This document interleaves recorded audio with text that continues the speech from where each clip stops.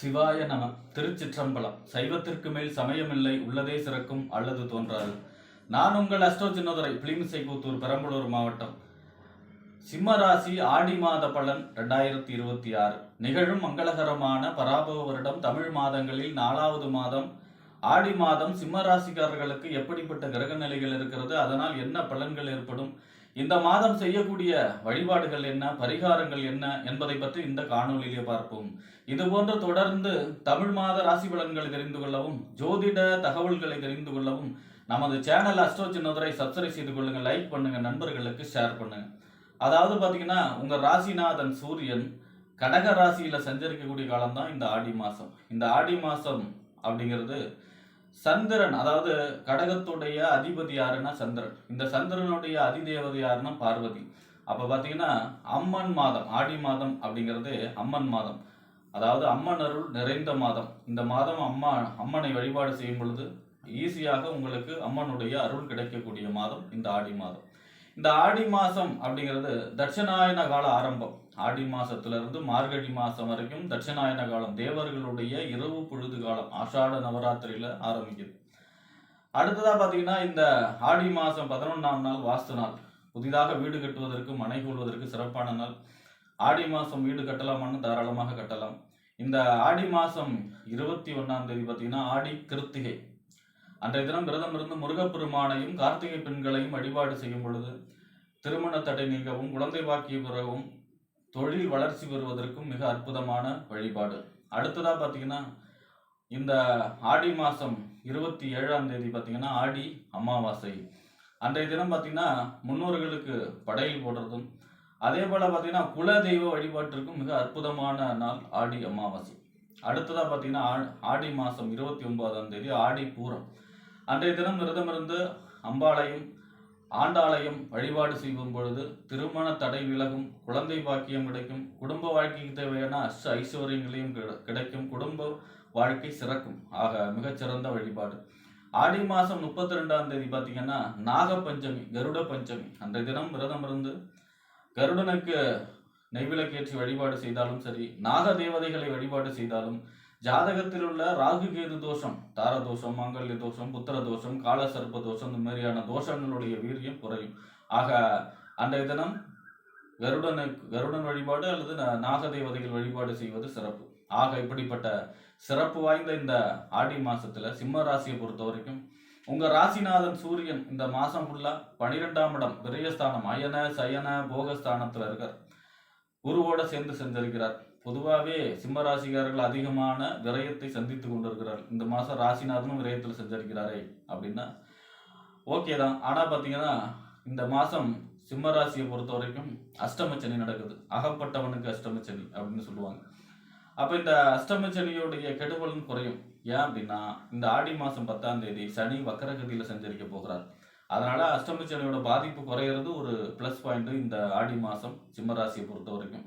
ஆனாலும் ராசிநாதன் 12ல் இருக்காரு அப்படின்னா அலைச்சல் நிறைய ஒரு விஷயத்துக்காக பல தடவை அலையக்கூடிய அமைப்பு. அதே போல் பார்த்தீங்கன்னா வெளியூர் மாவட்டம், வெளி மாவட்டம், வெளிநாடு, இந்த மாதிரி பிரயாணங்கள் செய்யக்கூடிய மாதமாக இருக்கும். ஏன்னா சொந்த இருப்பிடத்திலிருந்து வெளியில போய் தங்கக்கூடிய மாதமாக இருக்கும். அதாவது விரயத்தை குறைப்பதற்காக, செலவுகளை குறைப்பதற்காக சூரியனுடைய உங்க ராசிநாதனோட அதிதேவதை சிவபெருமான் ஞாயிற்றுக்கிழமையிலே சிவன் கோயிலிலே கொஞ்சம் கோதுமையை வச்சு அது மேல விளக்கு வச்சு நெய் விளக்கு போற்றி வழிபாடு செய்யும் பொழுது யோககரமான மாதமாக ஆடி மாதம் சிம்மராசிக்காரர்களுக்கு அமையும். அடுத்ததா பார்த்தீங்கன்னா உங்க ராசிக்கு 2ஆம் இடம் வாக்கு, தனம், குடும்பம், வருமானத்துக்கு அதிபதி. அதே போல 11ஆம் இடம் என்று சொல்லக்கூடிய லாபஸ்தானம், மூத்த சகோதர ஸ்தானம், அபிலாஷைகள் பூர்த்தியாகக்கூடிய இடம். இந்த 2க்கும் 11க்கும் உடையவர் யார் அப்படின்னா புதன். இந்த புதன் 11ஆம் இடத்திலேயே ஆட்சி பெற்று சஞ்சரிக்கிறார் 20ஆம் தேதி வரை. 7ஆம் தேதியோட வக்கர நிவர்த்தியாகி 11ஆம் அதிபதி 11ல் ஆட்சி பெறும்பொழுது நன்மைகள் ஏற்படும். கமிஷன், ஏஜென்சி தொழில் செய்பவர்கள், அதே மாதிரி பார்த்தீங்கன்னா சமயோசித புத்திசாலித்தனத்தால நன்மைகள் ஏற்படக்கூடிய அமைப்பு. மூத்த சகோதர வழி அனுகூலங்கள், நன்மைகள், நண்பர்கள் மூலமாக நன்மைகள், ஆதாயங்கள் கிடைக்கக்கூடிய மாதமாக இருக்கும். 20ஆம் தேதிக்கு அப்புறம் அதாவது பார்த்தீங்கன்னா இந்த 2, 11 எப்பெல்லாம் சம்பந்தப்படுதோ எதிர்பாராத பொருள் வரவையும் தன வரவையும் கொடுக்கக்கூடிய அமைப்பும் இருக்கிறது. அடுத்ததா பார்த்தீங்கன்னா இந்த 20ஆம் தேதிக்கு அப்புறம் உங்க ராசிக்கு 12ஆம் இடத்துல அவரும் மறைகிறார். அப்போ பார்த்தீங்கன்னா செலவுகள், குடும்பத்திற்காக செலவு செய்யக்கூடிய அமைப்பு, நண்பர்களுக்காக செலவு செய்யக்கூடிய அமைப்பு, மூத்த சகோதரருக்காக செலவு செய்யக்கூடிய அமைப்பு, இந்த மாதிரி செலவுகள் தான் மறுபடியும் கூட்டுது. அடுத்ததா பார்த்தீங்கன்னா உங்கள் ராசிக்கு 3ஆம் இடம் முயற்சி ஸ்தானம், வெற்றி ஸ்தானம், இளைய சகோதர ஸ்தானம், ஒப்பந்தம், கையெழுத்து சொல்லக்கூடிய இடம். 3ஆம் இடத்திற்கும் 10ஆம் இடம் என்று சொல்லக்கூடிய தொழில், புகழ், அந்தஸ்து, கௌரவம் 10ஆம் இடம். இந்த 10ஆம் இடத்துக்கு அதிபதி யாருன்னா சுக்கிரன் உங்கள் ராசியிலே கேதுவோடு சேர்ந்து செஞ்சிருக்கிறார். பொதுவாக கேது எங்கே இருந்தாலும் அதனுடைய பலனை தடுக்கும், சுருக்கும். எந்த கிரகத்தை சேர்த்தாலும் அதனுடைய பலனை தடுக்கும், சுருக்கும். அந்த வரிசையில் பார்த்தீங்கன்னா சுக்கிரன் நன்மை செய்யக்கூடிய அமைப்பில் இருந்தாலும் கேதுவுடைய சேர்க்கை இருக்கிறதுனால பலன்கள் குறைவுபடும். அப்போ பார்த்தீங்கன்னா மகாலட்சுமி வழிபாடு செய்ய வேண்டும். அதோட பார்த்தீங்கன்னா இந்த சுக்கிரன் 16ஆம் தேதிக்கு அப்புறம் உங்கள் ராசிக்கு 2ஆம் இடம் வாக்கு, தனம், குடும்பம், வருமான ஸ்தானத்துக்கு வந்தால் கூட அங்கேயும் நீச்சமாக தான் சஞ்சரிக்க போகிறார். அப்போ இந்த மாதம் முழுவதும் வெள்ளிக்கிழமையில பெருமாள் கோயில் சென்று தாயார் சன்னதிக்கு நெய்விளக்கேற்றி மல்லிகை பூசாற்றி வழிபாடு செய்யும்போது பொருளாதார சம்பந்தமான நன்மைகள் அதிக அளவு நடக்கும் சிம்ம ராசியை பொறுத்த வரைக்கும். அடுத்ததாக பார்த்தீங்கன்னா உங்கள் ராசிக்கு 4ஆம் இடம் வீடு, வண்டி, வாகனம், மனை, தாயார், சொத்து சுகஸ்தானத்திற்கு அதிபதியும் 9ஆம் இடம் என்று சொல்லக்கூடிய தந்தை ஸ்தானம், பாக்கியஸ்தானம், தொலைதூர பயணம், உயர்கல்வி ஸ்தானத்துக்கு அதிபதி ஆகிய செவ்வாய் உங்க ராசிக்கு 10ஆம் இடத்துல செஞ்சிருக்கிறார். 10ல் செவ்வாய் செஞ்சரிச்சா தசம அங்காரகா, திக்பலம், வலுவான நிலை, தொழில் வளர்ச்சி, தொழிலை தொடங்கக்கூடிய அமைப்பு, தொழில் சம்பந்தமான நன்மைகள் ஏற்படக்கூடிய அமைப்பு, பதவி கிடைக்கக்கூடிய அமைப்பு, ஒரு பொறுப்பு கிடைக்கக்கூடிய அமைப்பு, புகழ், அந்தஸ்து, கௌரவம் உயரக்கூடிய அமைப்பு, இந்த மாதிரியான நன்மைகள் அதிக அளவு நடக்கும். ஏன்னா சிம்மராசியை பொறுத்த வரைக்கும் கேந்திரத்துக்கும் திரிகோணத்துக்கும் அதிபதி. 4ஆம் இடம் கேந்திரம், 9ஆம் இடம் திரிகோணம். அப்போ நன்மை செய்யக்கூடிய கிரகம் அது 10ஆம் இடத்துல இருக்கிறதுனால செவ்வாய் உங்களுக்கு ரொம்பவும் அனுகூலமாக இருக்கார் இந்த மாதம். அடுத்ததாக பார்த்தீங்கன்னா இந்த செவ்வாய் உங்களுக்கு 17ஆம் தேதி 11ஆம் இடத்துக்கு வந்துடுறார், லாபஸ்தானத்துக்கு வந்துடுறாரு. அப்போ நெருங்கிய அதாவது 9, 11 எப்பெல்லாம் சம்மந்தப்படுதோ எதிர்பாராத நன்மை, அதிர்ஷ்டம், பாக்கியங்கள் வந்து சேரக்கூடிய அமைப்பு.